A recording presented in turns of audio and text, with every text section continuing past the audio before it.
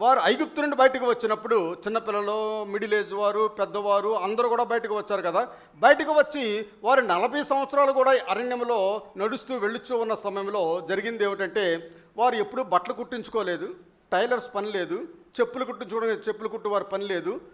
వారితో పాటు బట్టలు కూడా ఎదుగుచుండే, వారితో పాటు వారి జోళ్ళు కూడా ఎదుగుచూ ఉండే. అది గొప్ప ఆశ్చర్యం. వారు ఐగుప్తు నుండి బయటకు వచ్చినప్పుడు సముద్రం విడిపోవడం చూశారు, పాయలవ్వడం వారు చూశారు. అందరూ కూడా ఆరిపోయిన నేలను వారు నడిచారు. వారి వాళ్ళ శత్రువులు కూడా ఆ ఆరిన నేలలో నడుచుకుని వద్దారని చెప్పేసి వాడు వెళుచూ ఉండగా వెంటనే ఈ శత్రు సమూహములు అందులో నాశనమైపోవడం కూడా చూశారు.